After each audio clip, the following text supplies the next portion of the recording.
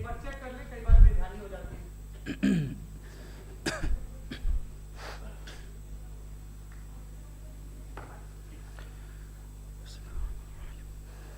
तमाम तारीफ़ें उस क्रिएटर के लिए जिसने इस यूनिवर्स को एक मकसद के तहत पैदा किया है। रिस्पेक्टेड जनाब जावेद अख्तर साहब, मिस्टर सौरभ द्विवेदी और respected audience, thank you all for being here today. आज की डिबेट में चूंकि हम बात करने वाले हैं डज गॉड एग्जिस्ट के टॉपिक पर, तो ये एक ऐसा टॉपिक है जिसके मुताल्लिक कोई भी डिसीजन लेने के लिए अलग अलग स्टैंडर्ड्स हो सकते हैं। लिहाजा डिबेट के शुरू में ये ज़रूरी है कि हम ये जान लें कि आज के इस टॉपिक में कौन सा स्टैंडर्ड सही होगा और कौन सा गलत होगा। सबसे पहला स्टैंडर्ड जिसे मैं समझता हूँ कि हमारे रिस्पेक्टेड जनाब जावेद अख्तर साहब बड़ी तेज़ी के साथ उसकी तरफ लपकेंगे, वो है साइंस। जबकि साइंस दर हकीकत खुदा के एग्जिस्टेंस को डायरेक्टली साबित करने या उसके एग्जिस्टेंस को डिनाई करने के लिए स्टैंडर्ड नहीं बन सकती। और उसकी वजह क्या है, ये मैं नहीं कह रहा, ये वो लोग कह रहे हैं जो साइंस के एक्सपर्ट्स हैं। नेशनल एकेडमी ऑफ साइंस कहती है science doesn't have the processes to prove और disprove the existence of God. Why? क्योंकि साइंस का ताल्लुक एम्पेरिकल एविडेंस से है और एम्पेरिकल एविडेंसेस का ताल्लुक हमारे नेचुरल और फिजिकल वर्ल्ड से है, जबकि गॉड नॉन फिजिकल और सुपर नेचुरल रियलिटी है। लिहाजा नॉन फिजिकल रियलिटी को आप उस टूल के साथ नहीं चेक कर सकते जिसका काम फिजिकल रियलिटी को तलाश करना है। लिहाजा आज इस डिबेट में गॉड की एग्जिस्टेंस को साबित करने या उसे डिनाई करने में साइंटिफिक एविडेंस को एक्सेप्ट नहीं किया जाएगा।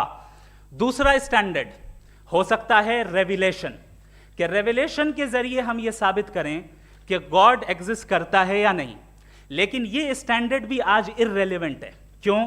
क्योंकि रेविलेशन मेरे नज़दीक सोर्स ऑफ नॉलेज है, वैलिड सोर्स ऑफ नॉलेज है, लेकिन हमारे जावेद अख्तर साहब के नज़दीक ये वैलिड सोर्स ऑफ नॉलेज नहीं है। लिहाजा आज की डिबेट में मैं एक भी एविडेंस किसी भी मजहबी स्क्रिप्चर से नहीं दूंगा ताकि जावेद अख्तर साहब के लिए वो अनएक्सेप्टेबल ना हो। तीसरा जो मेयार हो सकता है वो है ऑब्जर्वेशन, कि भाई कोई कहे कि हमें खुदा दिखाओ, अगर है तो दिखाओ, या ये कि खुदा के एग्जिस्टेंस पर एम्पेरिकल एविडेंस दो, तो ये है दर हकीकत गलत टूल का इस्तेमाल करना। ये ऐसा ही है कि जावेद साहब मुझसे ये मुतालबा करें कि मुफ्ती साहब आप मेटल डिटेक्टर के जरिए प्लास्टिक डिटेक्ट करके दिखाएं। अब चूंकि प्लास्टिक डिटेक्ट नहीं हो पा रही है लिहाजा plastic does not exist. No, you are using the wrong tool. इस टूल से प्लास्टिक को डिटेक्ट नहीं किया जाता।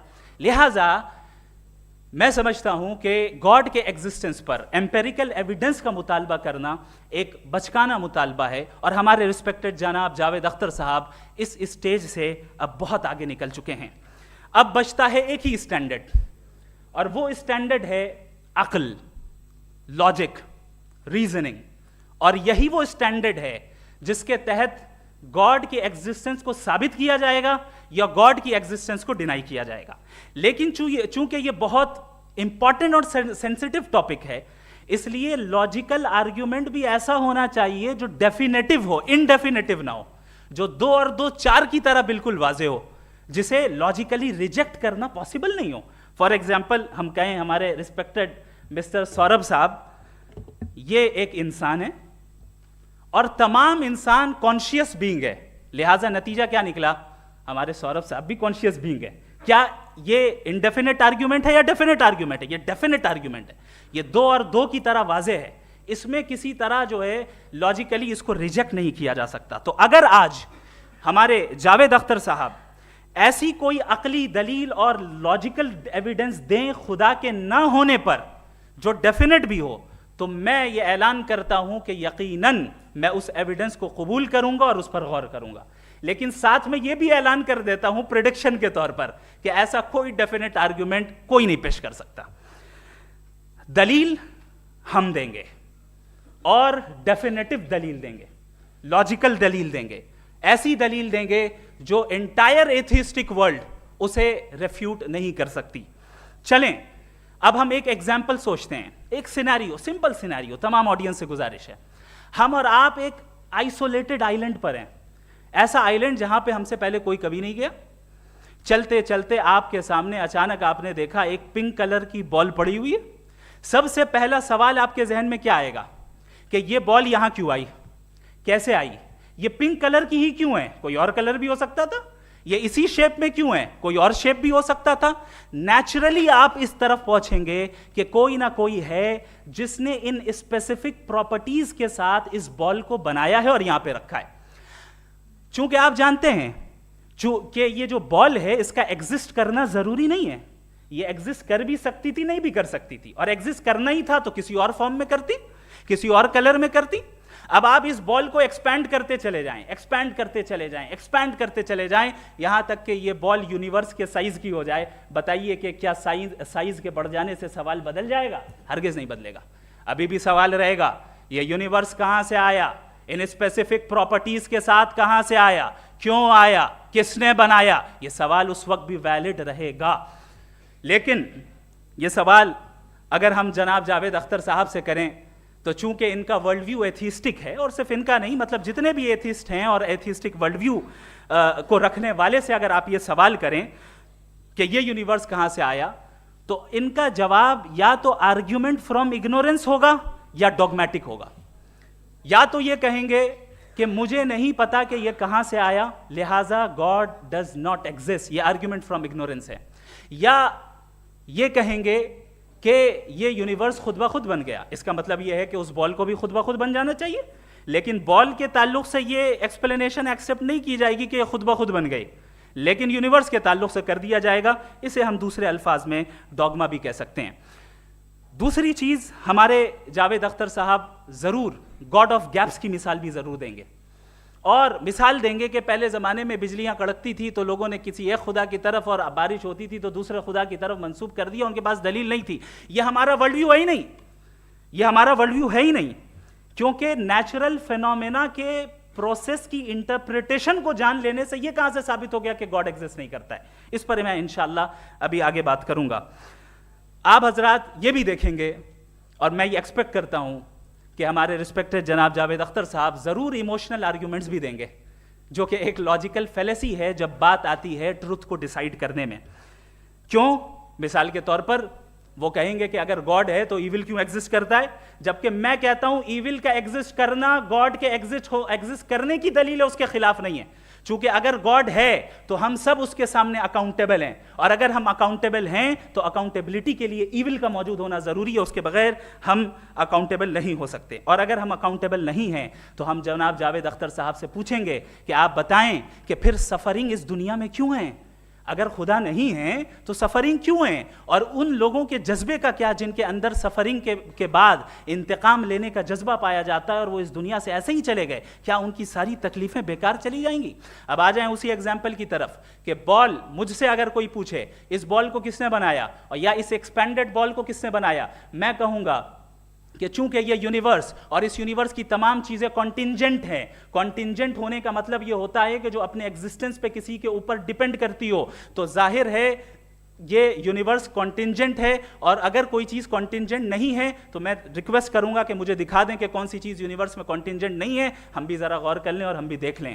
اور جب کانٹینجنٹ چیزیں موجود ہیں تو فلاسفرز کی اصطلاح کے مطابق, ہم اس ٹرمینالوجی کے مطابق ہم اس جگہ تک پہنچتے ہیں اور اس ہستی تک پہنچتے ہیں جسے نیسیسری بینگ کہا جاتا ہے, کہ یہ وہ نیسیسری بینگ ہے جس کا موجود نہ ہونا ناممکن ہو. چونکہ اگر یہ موجود نہ ہو تو ساری چیزیں ایگزسٹنس میں آئیں گی ہی نہیں, اور یہ ساری کانٹینجنٹ چیزیں اسی کے اوپر ڈیپینڈ کرتی ہیں. اب اگر آپ یہ سوال کرتے ہیں کہ پھر اس ہستی کو کس نے بنایا, پھر اس کا کاز کیا ہے, پھر اس کا کاز کیا ہے, پھر اس کا کاز کیا ہے, اور اینڈلیسلی چلے جائیں, اسے ہم کہتے ہیں انفینٹ ریگریس آف کازز, جو کہ لاجیکل فیلیسی ہے. کانسیپچولی انفینٹی पॉसिबल है. मिसाल के तौर पे न्यूमेरिकल्स 1 2 3 गिनते चले जाएं, इन्फिनिट नंबर्स हैं. मैं कॉन्सेप्चुअली बात नहीं कर रहा, प्रैक्टिकली रियलिटी में साबित करके दिखाएं कि infinite regress of causes possible हैं या नहीं. अगर पॉसिबल हैं तो हम मान लेंगे, मिसाल दे दें, और पॉसिबल नहीं है तो एक ही ऑप्शन बचता है जिसे हम कहते हैं नेसेसरी बीइंग. ऐसी नेसेसरी बीइंग जो इंडिपेंडेंट है, क्योंकि अगर वो डिपेंडेंट हुई तो वो नेसेसरी नहीं रहेगी. ऐसी इंडिपेंडेंट बीइंग जो इटर्नल है, अगर वो इटर्नल नहीं होगी, उसकी बिगिनिंग होगी तो वो खुद कॉन्टिंजेंट है. ऐसी बीइंग जो पावरफुल है, क्योंकि कॉन्टिंजेंट को एक्चुअलाइज करने के लिए पावर चाहिए. ऐसी बीइंग जो इंटेलिजेंट है और नॉलेजेबल है, क्योंकि ये यूनिवर्स स्पेसिफिक फॉर्म और स्पेसिफिक लॉज ऑफ नेचर के तहत प्रिसाइजली चल रहा है. Thank you. थैंक यू मुफ्ती साहब. मैं इन दलीलों के बाद जावेद अख्तर साहब से गुजारिश करूंगा, आप बैठ के बोलना चाहेंगे या बाहर? जी. पहले तो मैं मुफ्ती साहब को एक अच्छी खबर देना चाहूँगा कि मेरी नॉलेज साइंस के बारे में बड़ी मामूली है, तो आप फिक्र ना करें उसकी, लेकिन कुछ कॉमन सेंस है मुझ में. देखिए, ये खुदा का तस्वुर कोई नया तस्वुर नहीं है, ये सदियों से रहा है. ये कुछ रिलीजन 3000 साल पुराने होंगे, 4000 साल पुराने होंगे, लेकिन इंसान कोई 10,000 12,000 साल से एग्जिस्ट करता है होमो सेपियन की शक्ल में, और हमेशा कुछ ना कुछ मज़हब रहे. ये मज़हब जाहिलों के नहीं थे, ये मज़हब एक ऐसी ग्रीक सोसाइटी के थे जहाँ बड़े बड़े फिलोसफर्स पैदा हुए. ये मज़हब इजिप्शियंस के थे जिन्होंने पिरामिड्स बनाए थे. ये रोमन्स के थे कि जिनका आर्किटेक्चर और सेनेट यानी पहली बुनियाद डेमोक्रेसी की लिमिटेड थी मगर डेमोक्रेसी थी, ये उन लोगों ने किए थे. तो इनका जो जुपिटर था, रा था, ज़्यूस था, उन्हें उस पर इतना ही एतमाद था जितना आज किसी मजहबी आदमी को अपने खुदा पे होगा. क्रिश्चियनिटी आने से पहले यूरोप में एक मज़हब था जर्मेनिक रिलीजन. उसका एक खुदा था, उसकी एक बीवी थी, उसके 2 बेटे थे, एक बेटी थी. फिर जर्मनी में जब यूरोप में क्रिश्चियनिटी आई तो वो खुदा, उसकी बीवी और पूरे ख़ानदान चला गया. तो हमने, अगर हम हिस्ट्री देखें तो खुदा जो हैं वो ज़्यादातर फ़ानी है, वो हमेशा रहे नहीं. और वो जो लोग इन्हें मानते थे उनको आप कहें वो तो जाहिल थे, उन्हें तो कुछ पता ही नहीं था. ऐसा नहीं है. वो अपने वक्त में बड़े काबिल लोग थे और अपने वक्त में उन्होंने बड़े बड़े काम किए हैं. फिलोसफर्स थे, साइंटिस्ट थे, लेकिन उनका मज़हब कहाँ गया, उनके खुदा कहाँ गए? आज जो खुदा हैं दुनिया में लोग उन्हें मानते हैं. आपको क्या मालूम कि कितने बरसों के बाद क्या होने वाला है? हम यूरोप में देखते हैं तो चर्च खाली हैं. तो वक्त के साथ चीज़ें बदलती हैं. जहाँ तक इसका ताल्लुक़ है मज़हबों का, हर मज़हब आपसे एक चीज़ मांगता है, फेथ. ये फेथ क्या चीज़ होती है? What is the difference between faith and belief? ये तो बहुत ही अहमकाना बात होगी कि कोई आदमी कहे साहब अगर खुदा है तो मुझे दिखाइए. ये तो जाहिलाना बात हुई. मैंने तो नॉर्थ पोल नहीं देखा है, मगर मैं मानता हूँ कि नॉर्थ पोल है. मैं क्यों मानता हूँ? इसलिए कि अगर ये दुनिया राउंड है तो उसका कोई टॉप होगा. कुछ लोग हैं जो वहाँ गए भी हैं, कॉमन सेंस कहता है कि ऐसा होगा, सबूत है, गवाह है, रीज़न है. तो ये मेरा फेथ नहीं है. तो फेथ में और बिलीफ में डिफरेंस क्या है? जो मज़हब मांगता है आपसे, हर मज़हब फेथ मांगता है. फेथ का मतलब ये है कि ना कोई गवाह हो, ना कोई सबूत हो, ना कोई रैशनल हो, ना कोई लॉजिक हो, ना कोई प्रूफ हो, मगर तुम एक बात को मानो. ये है फेथ. वरना बिलीफ होता. अगर इसमें कुछ भी सबूत होते, गवाह होते, तो फिर इसे आप बिलीफ कहते. जैसे मेरा बिलीफ है कि नॉर्थ पोल है, मेरा फेथ थोड़ी है. फेथ इन तमाम शर्तों को रद्द करता है. तो फिर स्टुपिडिटी क्या है? अगर मैं एक बात ऐसी मानूं जिसकी ना कोई लॉजिक है, ना कोई रैशनल है, ना कोई प्रूफ है, ना कोई गवाह है, ना कोई सबूत है, और मैं उसे मानूं, तो ये स्टुपिडिटी हुई. इसे ही भाई कल को मैं यकीन कर लूं कि एलॉन मस्क जो है मेरा भाई है, تو مجھے انتہائی خوشی ہوگی, سکون بھی بہت ملے گا مجھے. لیکن اور کہے بھائی کیوں مانتے ہو, کیا ثبوت ہے بھائی, وہ تو امریکن ہے اور تم تو انڈین ہو, وہ تو نسل الگ ہے, تمہیں کبھی ملے بھی نہیں. صاحب دیکھیے میرا فیتھ ہے, اس پہ بات نہ کیا. فیتھ کا مطلب ہی یہ ہے کہ آپ پروو نہیں کر سکتے.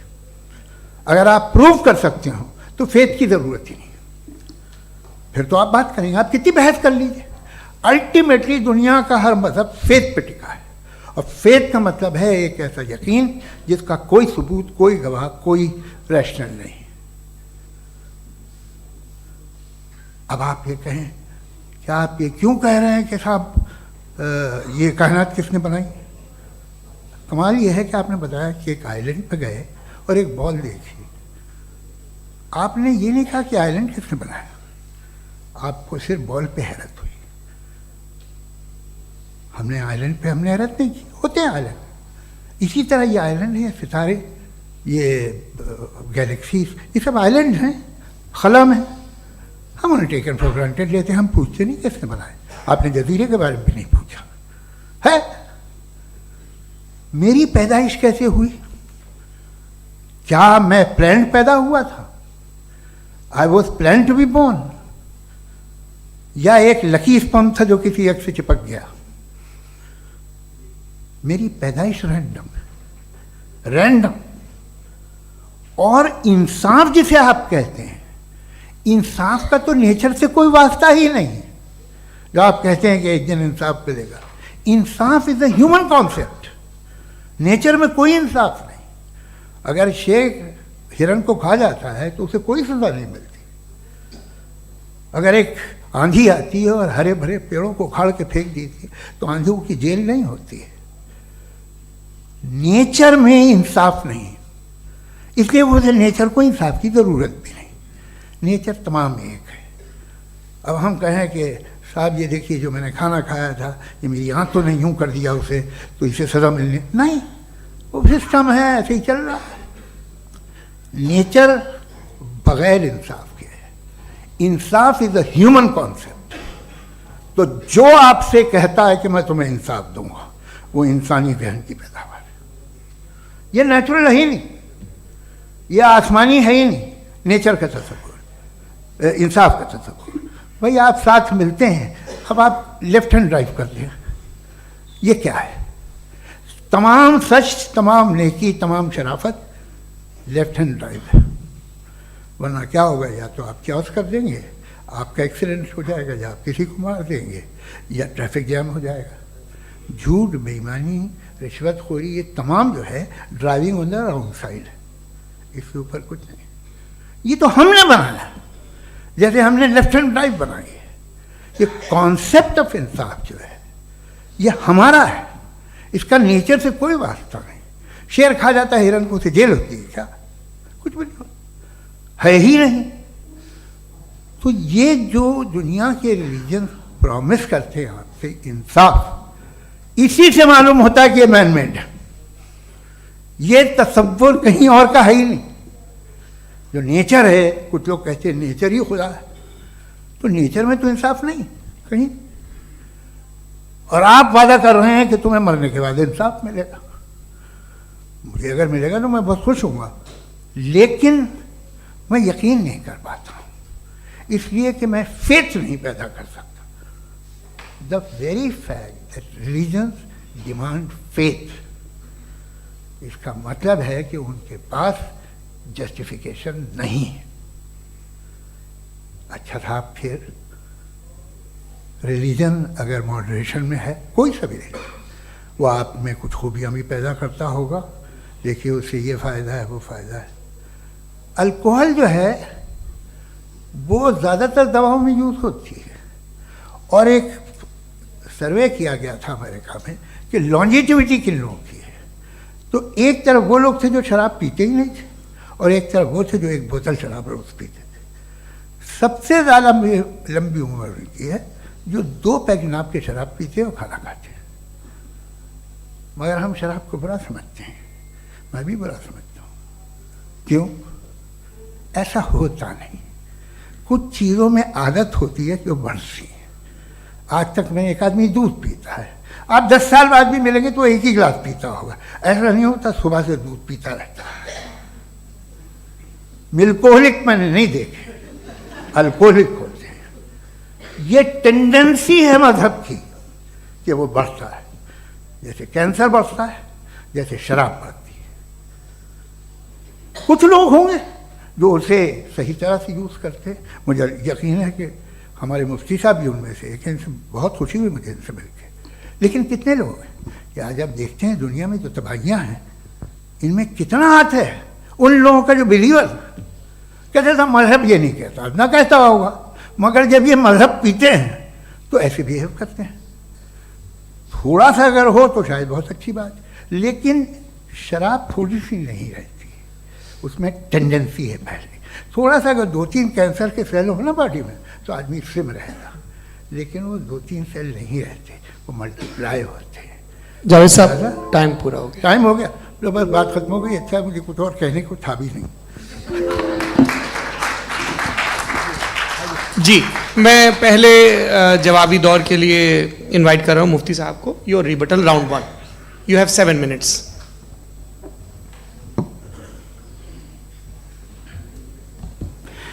Thank you very much Javed साहब, आपकी बात को सुनकर बड़े महजूज हुए हम लोग। महजूज, do you understand? We enjoyed. Okay, अब थोड़ा सा लॉजिकली उसको हम लोग देखते हैं। दरअसल हम लोगों ने कल गुजारिश की थी मुफ्ती साहब से भी, जावेद साहब से भी, कि हिंदुस्तानी ज़बान आम फहम सबको समझ में आ जाए, और जहाँ कहीं आप मुश्किल शब्द इस्तेमाल करें वहाँ बताते भी चलें। Thank you. तो सबसे पहले हमारे रिस्पेक्टेड जावेद साहब ने हवाला दिया कि खुदा फ़ानी है। कितने मजहब आगे चले गए, किसी ने जुपिटर को खुदा माना, किसी ने किसी को माना। मैं कहता हूँ जिसने कॉन्टिंजेंट चीज़ को खुदा माना, गलत माना, वो खुदा ही नहीं, वो खुदा ही नहीं है। हम तो नेसेसरी बीइंग को साबित करने बैठे हैं, वो नेसेसरी कॉज जो इटरनल है, जो अबदी भी है और अजली भी है। हम किसी और को साबित करने नहीं बैठे। दूसरी चीज़ उन्होंने कहा कि फेथ एंड बिलीफ, ये एक ऐसी डेफिनेशन है फेथ की जो इन्होंने पहली मर्तबा पेश की है, या माफ कीजिएगा इन्होंने पहली मर्तबा पेश नहीं की है, रिचर्ड डॉकिंस ने पहली मर्तबा पेश की है। मुझे मालूम है ये सोर्स कहां से है। एपिस्टेमोलॉजिकली फेथ और बिलीफ का फर्क आप इस तरह नहीं कर सकते सर। फेथ सही भी होता है, गलत भी होता है, बिलीफ सही भी होता है, गलत भी होता है। जो लॉजिक, रीजन और एविडेंस से बैक्ड होगा वो फेथ सही होगा। और आप जिस फेथ की बात कर रहे हैं कि इलॉजिकल है और उसके पीछे नहीं है, तो we are on the same page. हम नहीं मानते उस फेथ को, जो फेथ ऐसा हो जिसके पीछे कोई लॉजिक ना हो, एविडेंस ना हो, हम नहीं मानते। हम तो उस फेथ के कायल हैं जिसके पीछे लॉजिक हो और एविडेंस हो। तो बिलीफ सही भी होता है, गलत भी होता है, फेथ भी सही होता है और गलत भी होता है। तो आज फेथ और बिलीफ के डिफरेंस पे बात नहीं हो रही है। आज आप चाहे फेथ एक्सेप्ट कर लें या बिलीफ एक्सेप्ट कर लें, आज ये बात होगी कि ट्रूथ क्या है। चाहे ट्रू बिलीफ सही है या ट्रू फेथ सही है, और फॉल्स फेथ क्या है और फॉल्स बिलीफ क्या है, बात इस पे हो रही। दूसरी चीज इन्होंने पूछा स्टुपिडिटी फिर क्या है। अगर फेथ रिलीजन स्टुपिडिटी नहीं है तो और क्या है? चूंकि फेथ का मुतालबा करते हैं तो स्टुपिडिटी क्या है? मैं कहता हूं स्टुपिडिटी एथिज्म है। उसकी वजह यह है कि आप एक सड़क पे जा रहे हो और आप किसी गार्डन में जाएं और देखें वहां लिखा है फूलों के साथ I love Javed Akhtar, and I really do, I love you sir. So जब आप वहां पर पहुंचे तो वहां पहुंचकर अब ये बताएं, क्या आप ये कहेंगे wow what a natural selection? ये क्या नेचुरल सिलेक्शन है? नहीं, ये प्रिसाइजली डिजाइंड है, इसके पीछे डिजाइनर है। लिहाजा अगर कोई एक ऐसी कॉमन सेंस की बात को कबूल नहीं कर रहा है कि यूनिवर्स जो इतने प्रिसाइजली काम कर रहा है, हम कह दें कि खुद ब खुद बन गई, मैं समझता हूं इससे बड़ी स्टुपिडिटी और कुछ नहीं है। ये इरैशनल चीज है। फिर हमारे सर ने कहा कि आपने बॉल पे फोकस किया, आइलैंड पे फोकस नहीं किया। अरे आइलैंड को किसने बनाया यही समझाने के लिए तो बॉल की मिसाल दे रहा हूं। और बॉल भी कॉन्टिंजेंट है, आइलैंड भी कॉन्टिंजेंट है, दोनों नेसेसरी बीइंग का मुतालबा करते हैं। आगे इन्होंने कहा कि नेचर में कोई इंसाफ नहीं है। हम डिसाइड करते हैं कि मोरालिटी क्या होती है, इंसाफ क्या होता है।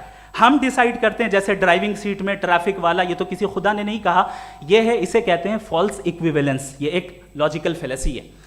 आपने जो है मिसाल दी ड्राइविंग की और ट्रैफिक की, ये सब्जेक्टिव मोरालिटी है। آپ سبجیکٹو مورالٹی کو مثال بنا کر آبجیکٹو مورالٹی کے اوپر نہیں تھوپ سکتے. انصاف کی آبجیکٹو مورالٹی. اگر آپ یہ کہتے ہیں کہ نیچر میں انصاف نہیں ہے تو انصاف کا نہ ہونا یہ نیچرل ہوا, تو پھر نیچر کو نیچر رہنے دے, کیوں ہم اتنا اسٹرائیو کر رہے ہیں دنیا میں انصاف لانے کے لیے؟